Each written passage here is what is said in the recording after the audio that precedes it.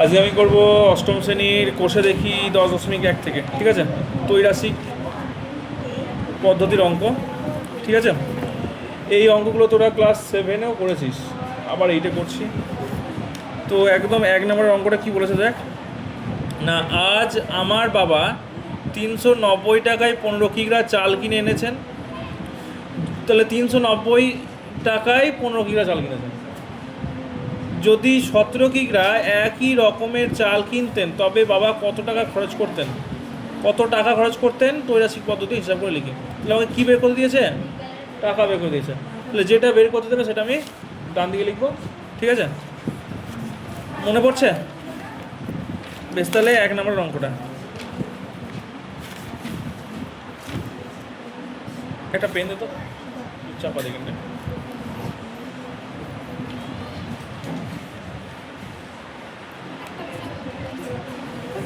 বেশ, দেখ 1 নম্বরের অঙ্কটা। তাহলে আমাকে কী বের করে দিয়েছে না কত টাকা। তাহলে এদিকে টাকা এটা বের করে দিয়েছে, আমি এটা ডান দিকে লিখলাম, ঠিক আছে? আর একদিকে দিয়েছে কি চালের পরিমাণ, চালের পরিমাণ।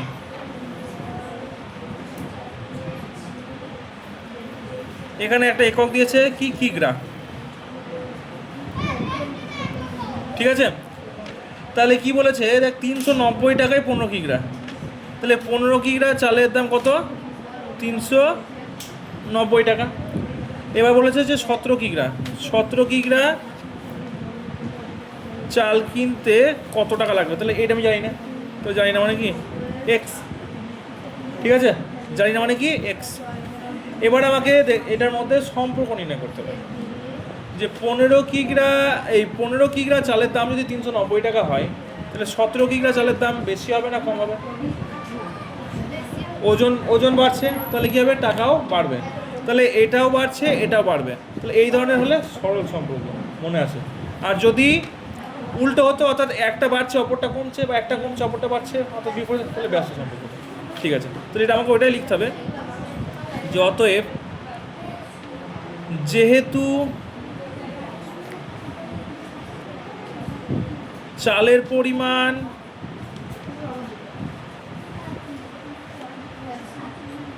বাড়ছে তাই তার মূল্য ও বাড়বে, তাই তো? তাই চালের পরিমাণ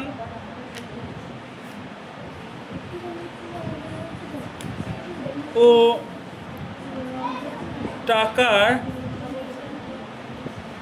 সঙ্গে পরস্পর সরল সমানুপাতিক, ঠিক আছে? সরল সমানুপাতিক। এবার দেখ এই উপরে একবার লিখে দিবি যে গণিত ভাষার সমস্যাটি হলো, ঠিক আছে? এটা লিখে নিবি, উপরে এটা লেখা নাই, এটা লিখে নিতে হয়। গণিতের ভাষায় সমস্যাটি হলো। তাহলে এই জিনিসটুকু যদি আমি তৈরি করতে পারি না, তাহলে কিন্তু এই ধরনের অঙ্কের 70% অঙ্ক কিন্তু আমার কমপ্লিট হয়ে যায়, ঠিক আছে? এবার আমাকে কী করতে হবে? অঙ্কটা করতে হবে। তাহলে কী বের করে দিয়েছে? টাকা। তাহলে এখানে লিখতে হবে সমানুপাতটি হলো, দেখ সমানুপাতটি হলো। তাহলে এখানে কি সরল সম্পর্ক হয়েছে? তাহলে এই 15:17 এর তো পরপর যেমন আছে তেমন বসে যাবে। 15:17 সমানুপাত চিহ্ন দিলাম। এবার সরল সম্পর্ক যদি হয় তাহলে 390টা এর প্রথমেই বসে যাবে, আর এক্সটা পরে বসবে। কিন্তু যদি ব্যস্ত সম্পর্ক হতো তাহলে এই এক্সটা আগে চলে আসতো, সংখ্যাটা পরে চলে যেত।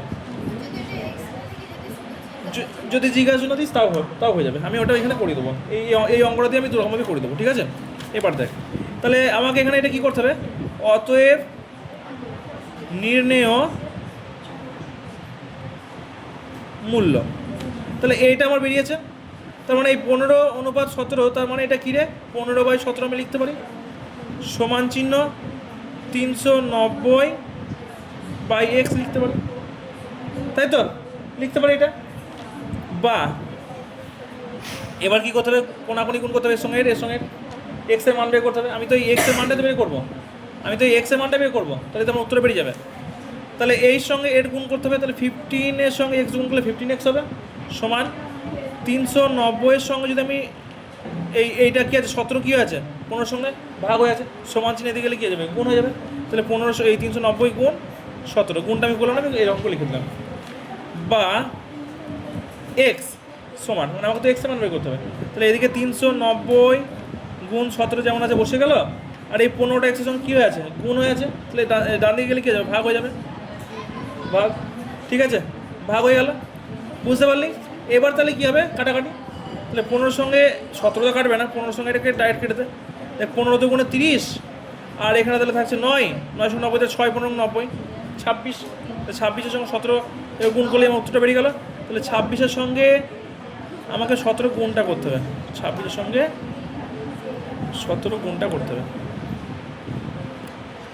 6-7 এটা লাভ করছি, 6-7 42 হলো, 7 গুণ 14, 14 4 18 গুণ 6-কে 6, 2-কে 2, 2 8 6 14 4, হাতে গেলো 1 2 3 4, 442 টাকা, 4 4 2 টাকা।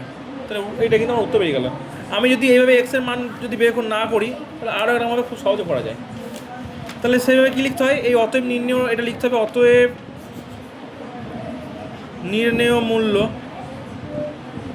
সমান, নির্ণয় মূল্য দিয়ে এখানে লিখে দিবি এক্স, এই এক্সের মানটা বের করবো আমি, যেহেতু এক্স সমান এদিকে কী আছে 390 আছে, তা 390টাকে তুই লেখ, গুণ সরল সম্পর্ক হলে এই ওপরটা নিচে চলে আসে, নিচেটা ওপরে চলে যায়। ঠিক আছে, তাহলে নিচে আছে 17টা চলে গেলো ওপরে, আর 15টা ওপরে ছিল, নিচে চলে এলো। এবার এটার সঙ্গে এটা কাটাকাটি গেলো, কত ছিল 26, এই 26 হলো।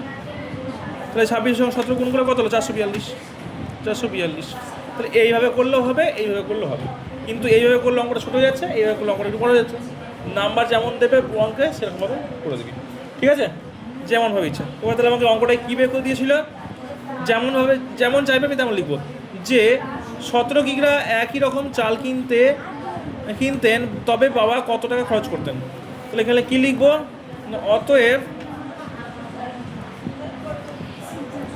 17 কিগ্রা চাল কিনতে বাবা 442 টাকা খরচ করতেন। বোঝা গেল অঙ্ক, এই হলো অঙ্ক। ঠিক আছে, একটা নয়, এটা হচ্ছে 1 নম্বর অঙ্ক। 2 নম্বর অঙ্ক চলে। 2 নম্বর অঙ্কটা কী বলেছে না, ভেঙ্কট মামা 20 মিটার ছিট কাপড়ে একই মাপে 4টি জামা তৈরি করবেন। তাহলে 20 মিটার ছিট কাপড়ে একই মাপে 4টি জামা তৈরি করবেন। একই রকম 12টি জামা তৈরি করতে হলে ভেঙ্কট মামাকে কত মিটার কাপড় কিনতে হবে। তাহলে কত মিটার চেয়েছে, তাহলে আমাকে কী বের করে দেবে, মিটার বের করে দিয়েছে, তাহলে সেটা আমাকে ডান দিকে রাখতে হবে। বেশ, তাহলে 2 নাম্বারটা প্রথমে গণিতের ভাষায় সমস্যাটি হলো, গণিতের ভাষায় সমস্যাটি হলো, আমাকে বের করে দিয়েছে কি কত মিটার। তাহলে এদিকে লিখবো কাপড়ের পরিমাণ, তাই তো, কাপড়ের পরিমাণ ব্র্যাকেটে মিটারটা লিখে দেন। ঠিক আছে, আর এদিকে জামার সংখ্যা, জামা তৈরি করুন, এদিকে লিখবো জামার সংখ্যা, জামার সংখ্যা। ঠিক আছে, কি বলেছে 20 মিটার ছিট কাপড়ে একইভাবে 4টি জামা তৈরি করবেন। তাহলে 4টি জামা তৈরি করতে কত মিটার কাপড় লাগছে, 20 মিটার। আর কি বলেছে না 12টি জামা তৈরি করতে হলে কত মিটার লাগবে। তাহলে 12টি জামা তৈরি করতে গেলে কত মিটার কাপড় লাগবে, এটা তো আমি জানি না, এটা জানি না মানে এক্স। তাহলে এবার বল, 4টি জামা তৈরি করতে যদি 20 মিটার কাপড় লাগে, 12টি জামা তৈরি করতে কাপড় বেশি লাগবে না কম লাগবে, বেশি লাগবে। তাহলে এখানেও বাড়ছে, এখানেও বাড়ছে, তো 2 জায়গাতেই বাড়ছে, তাহলে কী সম্পর্ক হবে, সরল সম্পর্ক হবে। তাহলে ওইটা লিখবো অতএব যেহেতু জামার সংখ্যা বাড়ছে তাই কাপড়ের পরিমাণ ও বাড়বে, তাই তো? তাই জামার সংখ্যা ও কাপড়ের পরিমাণ পরস্পর কি সম্পর্ক? সরল সম্পর্ক, সরল সম্পর্ক। ঠিক আছে, তাহলে আমার কি বের করতে হবে? কাপড়ের পরিমাণ। অতএব সমানুপাতটি হলো, সমানুপাত তৈরি করতে হবে। সমানুপাতটি হলো, তাহলে এখানে কি লিখবো? 4:12। এখানে সমানুপাত চিহ্ন দেবো, তাই তো? তারপরে 20:x। ছোট করে করবি না বড় করে করবি? কোনো ব্যাপার নেই, যেমন করে ইচ্ছা। বেশ, তাহলে বা এটাকে তাহলে কী লিখবো? 4/12। 4:12টাকে, এই 4:12টাকে আমি কী লিখতে পারি? 4/12 ইকুয়াল টু, এটা সমানুপাত চিহ্ন তো, তো সমান চিহ্ন দিলাম 20/x। বা এবার কোনাকুনি গুণ, তাহলে 4-এর সঙ্গে x গুণ করলে 4x সমান 12-এর সঙ্গে 20 গুণ হয়ে যাবে, তাহলে 12 গুণ 20। আমি গুণটা ডাইরেক্ট করছি না, খাতাতে লিখছি, অঙ্কটা ছোটো হবে। কেননা তুই যদি 12-এর সঙ্গে এখন 20 গুণ করতে চাস, গুণ করতে আবার সময় লাগবে আমার। বেশ, এবার কি করব? বা x, এই 4-এর সঙ্গে x কী হয়েছে? গুণ হয়েছে, সমান চিহ্ন ডান দিকে গেলে কী যাবে? ভাগ হয়ে যাবে। সমান 12 গুণ 20 বাই কী হবে? 4, তাই তো? এবার কাটাকাটি, 4×3=12, তাহলে 20 আর 3 গুণ করলে কত বেড়ে? 3×20 = 60। অঙ্ক শেষ। কী চেয়েছিল? না কত মিটার কাপড় কিনতে হবে, তাই তো? তাহলে ভেঙ্কট মামাকে কত মিটার কাপড় কিনতে হবে? মানে 12টি জামা তৈরি করতে। অতএব 12টি জামা তৈরি করতে ভেঙ্কট মামাকে, এটা কি 60 মিটার, তাই তো? এটা মিটার ছিল, তাহলে এখানে মিটার লিখে দেবো। 60 মিটার কি লাগবে? কাপড়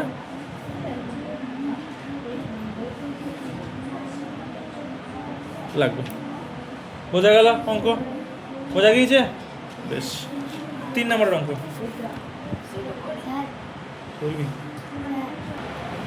পরবর্তী অঙ্ক 3-এর। বকুলতলা গ্রামে একটি পুকুর কাটতে 30 জন লোকের 15 দিন সময় লেগেছে। যদি 25 জন লোক ওই পুকুর কাটতো তবে কত দিনে কাজ শেষ করতে পারতো? ত্রৈমাসিক পদ্ধতিতে হিসাব করি। তাহলে আমাকে কী বের করতে দিয়েছে দেখতে হবে? না কত দিনে কাজ শেষ করতে পারতো। তো দিন সংখ্যাটা আমাকে বের করতে দিয়েছে। তাহলে দিন সংখ্যাটা আমার কোন দিকে হবে? খাতার ডান দিকে হবে। তাহলে প্রথমেই আমি কী লিখবো? গণিতের ভাষার সমস্যাটি হলো, গণিতের ভাষায়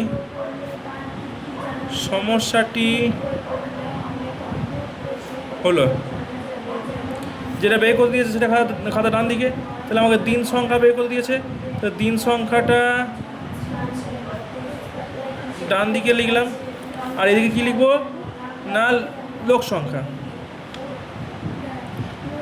লোক সংখ্যা, ঠিক আছে? ব্র্যাকেটে জন দিতে পারিস। তাহলে কি বলেছে? 30 জন লোকের 15 দিন সময় লাগে, তাই তো? যদি 25 জন লোক লাগে, তাহলে 25 জনে কদিনে শেষ করতে পারবে? তার মানে ভালো করে বোঝা এবার অঙ্কটা কী বলেছে। বকুলতলা গ্রামে একটি পুকুর কাটতে 30 জন লোকের 15 দিন সময় লাগে। তো 30 জন লোক যদি থাকছে তাহলে 15 দিন সময় লাগছে। বলছে 25 জন লোক যদি লাগে থাকে তাহলে পুকুর কাটতে কতদিন সময় লাগবে ওই পুকুরটায়। তাহলে আমার কিন্তু লোক দেখ কমে গেল। দেখ 30 জন লোকে 15 দিন সময় লাগছে, তাহলে 25 জন লোকে কদিন সময় লাগবে? তাহলে লোক যদি কমে যায় তাহলে আমার দিন বাড়বে না কমবে? মানে বেশি দিন লাগবে না কম দিন লাগবে ওই পুকুরটা কাটতে? মানে এইটা ধর একটা পুকুর, প্রথমে হ্যাঁ, তাহলে এই পুকুরটাকে যদি 30 জন লোক মিলে যদি কাটে তাহলে 15 দিন সময় লাগছে। এবার 30 জনের জায়গায় 25 দিন, এই 30 জনের জায়গায় 25 জন করে দিল লোকটাকে, মানে লোকটাকে কমে গেল।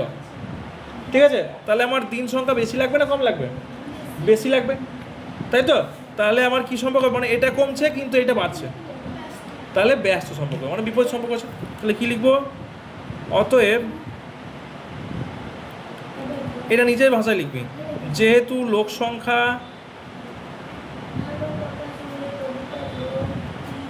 কমছে তাই দিন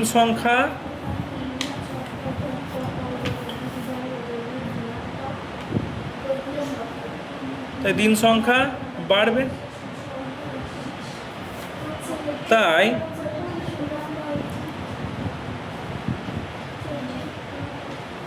লোক সংখ্যা ও দিন সংখ্যা পরস্পর ব্যস্ত সমানুপাতি, তাই তো? ব্যস্ত সমানুপাতি। অতএব কী বের করছি? দিন সংখ্যা। অতএব আগে সমানুপাতিটা লিখবো, সমানুপাত বের করবো। সমানুপাতটি হলো, সমানুপাত নির্ণয় করতে হবে। তাহলে এইটা যেমন আছে তেমন হবে। প্রথমটা 30 অনুপাত 25 সমানুপাত। আমি কি বলেছিলাম, যদি ব্যস্ত সম্পর্ক হয় এখানে এটাকে জিজ্ঞাসা চিহ্ন না দিয়ে এক্স করবি, ঠিক আছে? তাহলে এখানে ব্যস্ত সম্পর্ক হলে কী হবে? এক্সটা আগে চলে আসবে, এক্স আগে চলে এলো, অনুপাত 15 চলে গেল পরে। ঠিক আছে, বুঝতে পারলি? বেশ, তাহলে এইটাকে এরকম হলো। এবার আমি যদি সহজভাবে, মানে সহজ পদ্ধতি করতে যাই, আমি তো দুটো তো এক্সের মান বের করলাম, এবার তো যদি সহজভাবে করতে যাই তাহলে কী করবো না, অতএব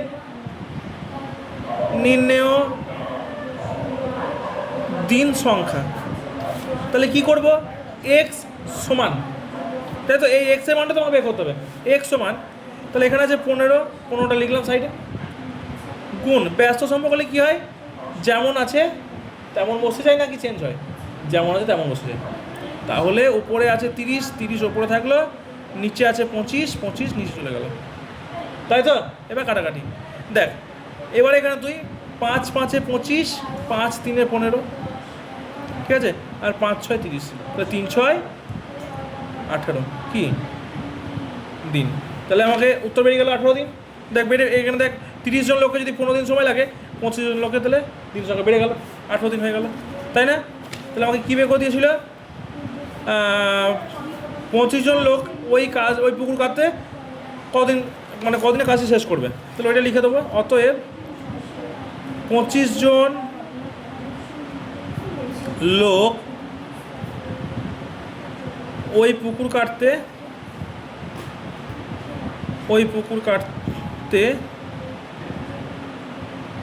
25 জন লোকের কর ওই পুকুর কাটতে 18 দিন কি সময় লাগবে,